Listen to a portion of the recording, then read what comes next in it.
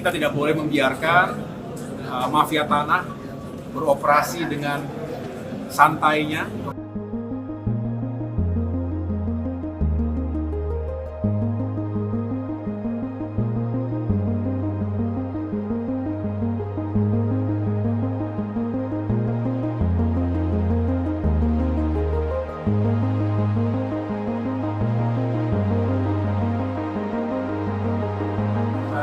Jadi saya baru saja bersama Pak Wamen, di sini ada Pak Dirjen, Pak Ilyas saja yang khusus menangani tentang sengketa dan perselisihan tanah di Indonesia. Dan juga tadi hadir Kabar Reskrim Polri, Pak Wahyu Widada, dan juga dari Kejaksaan Agung Republik Indonesia, dari Mahkamah Agung, dan semua stakeholders yang terkait dengan kerja besar kita untuk memberantas mafia tanah.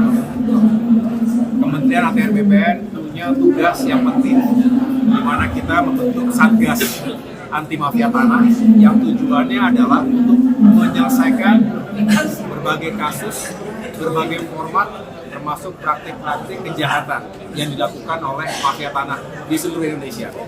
Banyak yang menjadi korbannya, rakyat kecil yang paling menderita, tapi juga korporasi, termasuk negara akan sangat dirugikan secara ekonomi.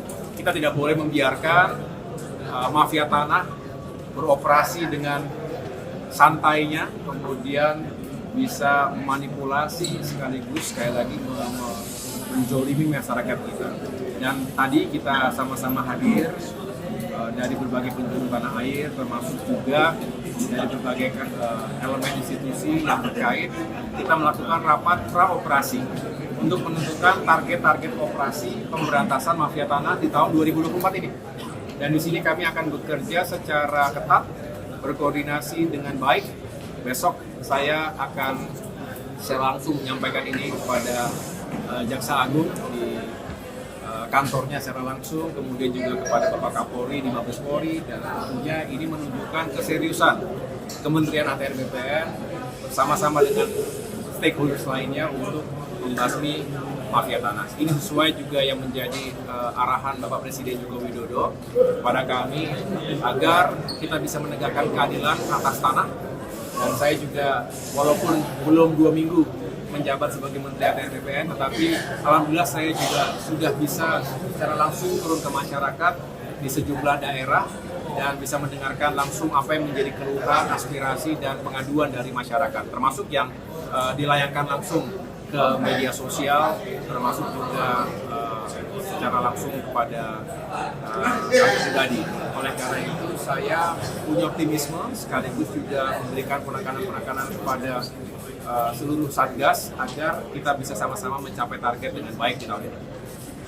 Pak, kemarin dari IKN ada arahan khusus nggak Pak dari Pak Jokowi apa yang akan terjadi di IKN? Ya, yang jelas terkait dengan pembangunan sejumlah proyek strategis nasional, ada banyak di seluruh Indonesia, tapi tentu yang paling besar rancangnya dan juga konsep serta visinya adalah pembangunan Ibu Kota Nusantara yang berlokasi di Kalimantan Timur. Selama 2 hari, kurang lebih kami kemarin berada di IKN. Saya bersama sejumlah menteri lainnya mendampingi Bapak Presiden Jokowi tentunya untuk melakukan pengecekan secara langsung di lapangan progresnya seperti apa begitu ya.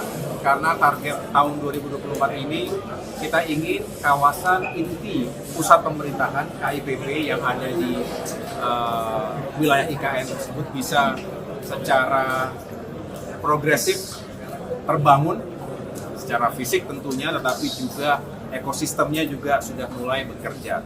Kita berharap di tahun ini juga kita bisa melihat progres yang signifikan. Bahkan cita-cita kita untuk pertama kalinya dalam sejarah melakukan upacara peringatan 17 Agustusan di IKN mudah-mudahan bisa tercapai dengan baik ya, lancar, sukses semuanya. Nah, terkait dengan apa yang menjadi tanggung jawab ATR BPN sendiri, kita harus meyakinkan bahwa seluruh lahan yang memang dipersiapkan untuk pengembangan kawasan IKN saat ini saya sampaikan tadi fokusnya memang di kawasan inti pemerintahan, tetapi tentunya secara paralel dan dikembangkan segera setelah itu adalah bagaimana supporting sistemnya, termasuk pusat komersial, pusat ekonomi, itu juga bisa terbangun dengan baik. Infrastruktur pendukungnya, misalnya bagaimana jalan tol dari Balikpapan yang saat ini kalau berkendaraan kami coba kemarin ya hampir 2 jam lah dikatakan demikian, tapi kalau sudah terbangun jalan tol bisa mencapai hanya 45 menit saja dari Balikpapan, kota yang paling padat saat ini di Kalimantan Timur, menuju ke IKN. Kemudian bandara yang juga sedang dibangun. Ada beberapa masalah tersisa terkait dengan lahan ini yang terus kami kawal sehingga mudah-mudahan bisa dituntaskan segera.